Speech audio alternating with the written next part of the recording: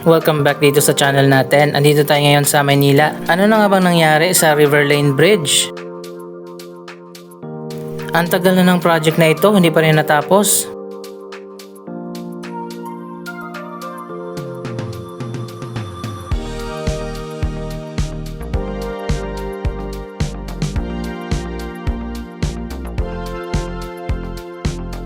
Natigil ang construction nito noong pandemic. Pero last year may nakikita tayo na gumagawa na dito. Pero sa ngayon 2025 na, wala na naman.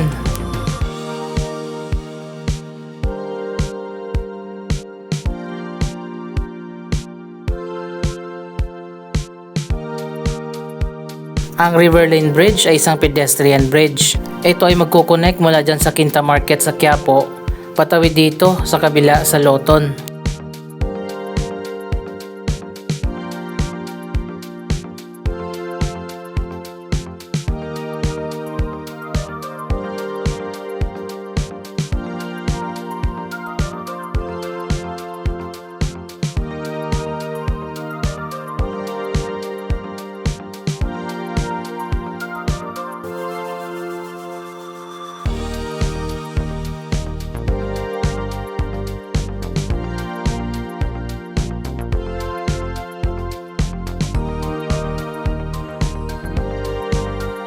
Sayang naman yung project na ito, dapat natapos na yan at mapakinabangan na ng mga pedestrians.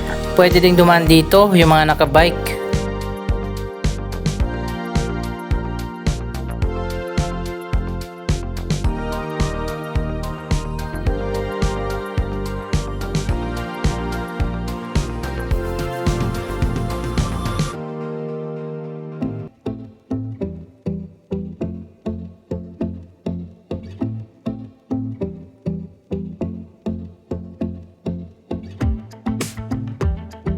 Napakaganda pa naman sana ng proyektong ito na dinisenyo ng WTA Design Studio. Ipapakita ko na lang sa inyo ang magiging itsura nito kapag natapos na.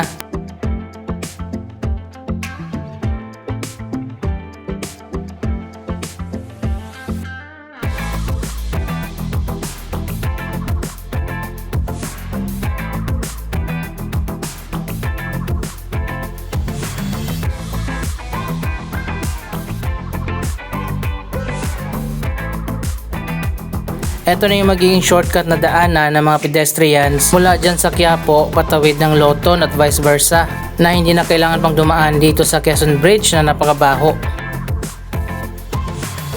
So ayun guys, year 2025 na, hindi pa rin natapos ang River Lane Bridge. By the way, kasama pala ito sa Pasig River Urban Development Project, kung saan ginagawa ang Pasig River Esplanade at iba pang mga proyekto.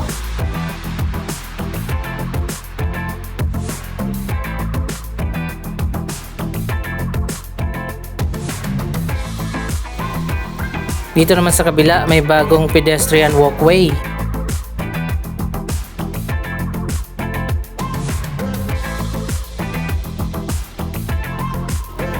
Ayan, natapos na yung bagong walkway dito para sa mga residente na nakatira dyan.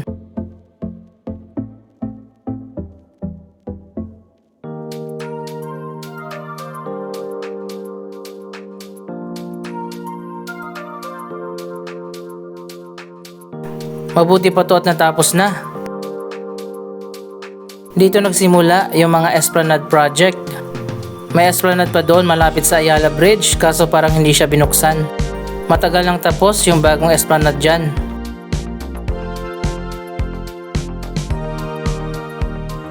At ang pinakaunang Esplanade project na natapos, yung dito sa likod ng Arroceros Park.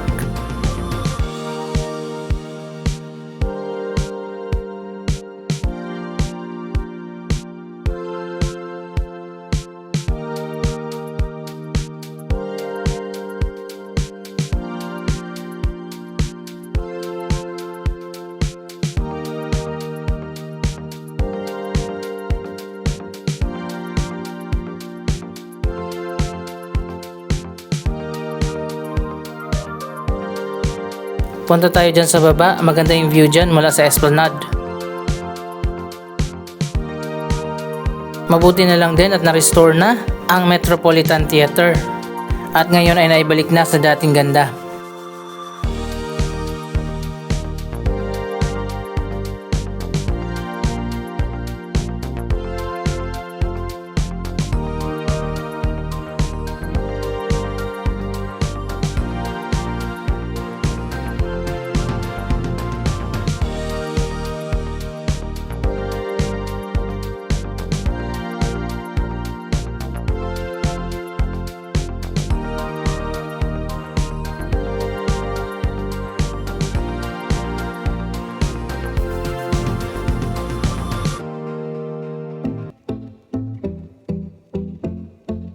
May bago na palang coffee shop dito sa exit ng Arroceros Park. Ito ang pick-up sa Gedli.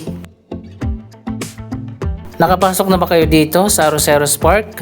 Ang tinuturing na the last lang of Manila. Ito na lang kasi yung pinakahuling forested area dito sa Maynila.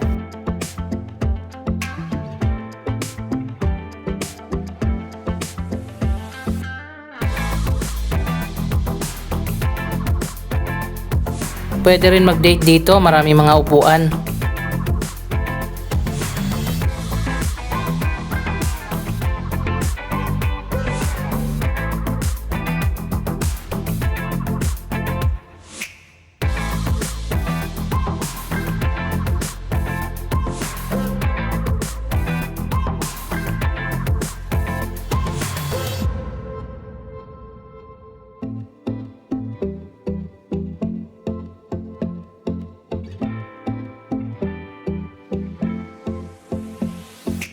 Ganito yung unang design ng mga esplanade dito sa Pasig River.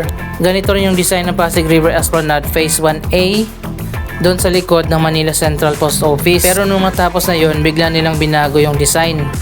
At ngayon nga ay iba na. Pero dito sa likod ng Arroceros Park, hindi na nila binago.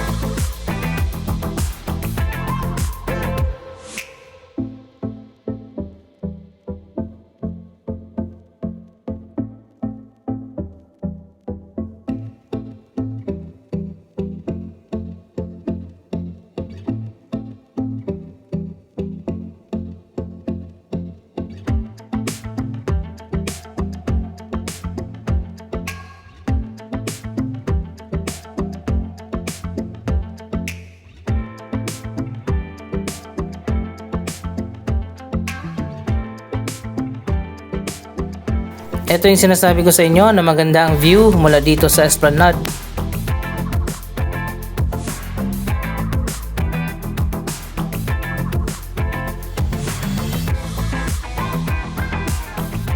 Napakaganda tingnan ng Quezon Bridge, also known as Quiapo Bridge, mula dito.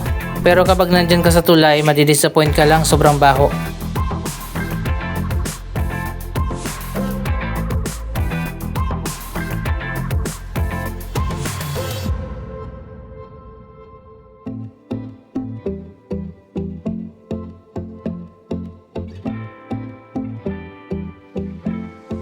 Alam nyo ba, ang design pala ng tulay na yan ay inspired sa Sydney Harbour Bridge, isa sa mga kilalang landmark sa Sydney, Australia.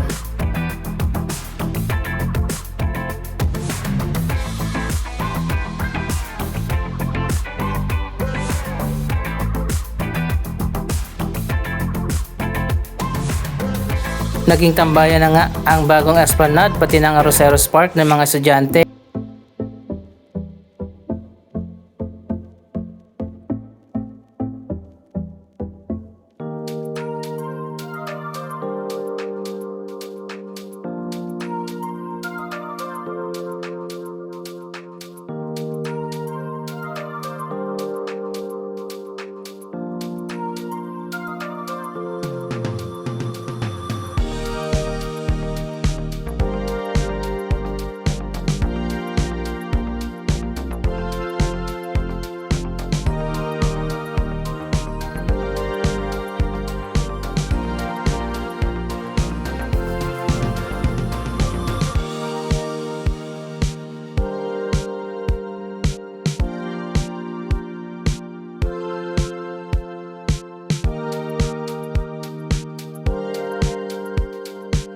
Sa totoo lang, maganda naman talaga ang Maynila. Dapat lang magkaroon ng rehabilitation at maintenance sa iba't ibang mga atraksyon dito.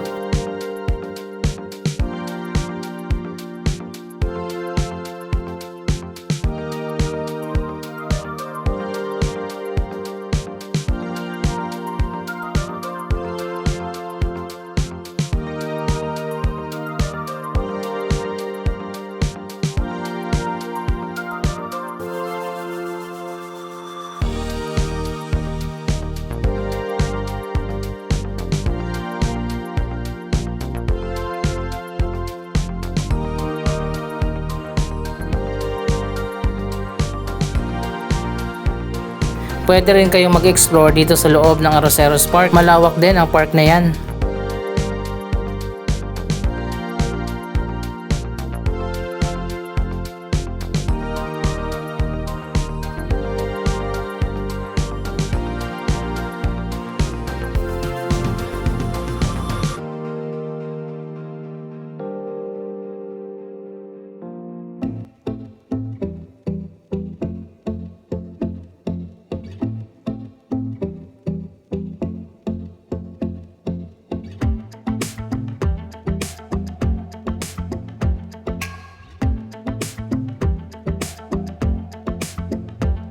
May isa pang coffee shop dito naman malapit sa City Hall. Mas maganda yung coffee shop dito.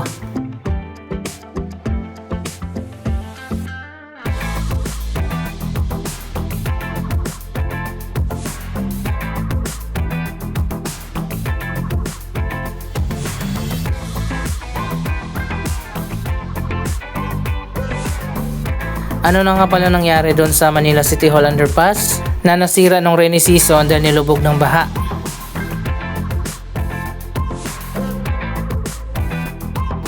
May fountain dito sa harap ng Kartilyan Katipunan. Sana ganyan na lang din yung fountain doon sa may Loton, yung nakatago para hindi na gawing labahan yung fountain.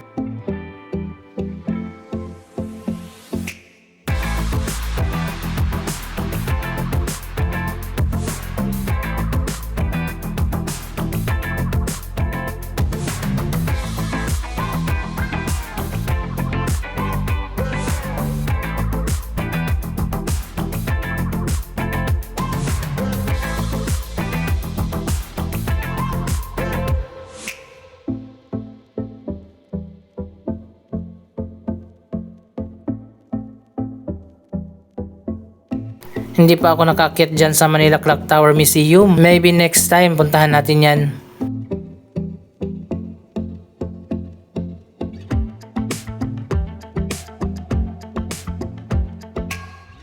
So ayun guys, nandito na tayo sa Manila City Hall Underpass.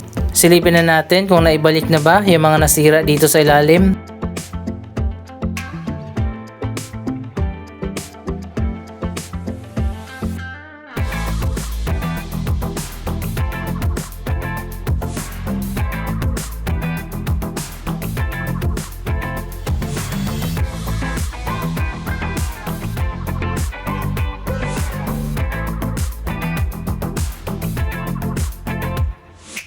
Ayun, naibalik na rin sa dati, pati na yung mga ilaw.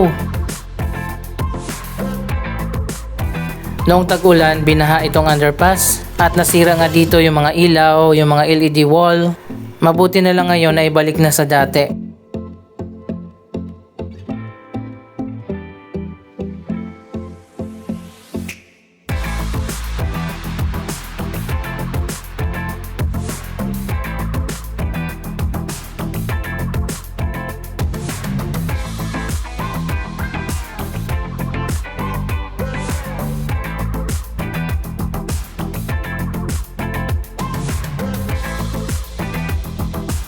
Ang Manila City Hall Underpass ang isa sa pinaka-busy na daanan dito sa downtown Manila.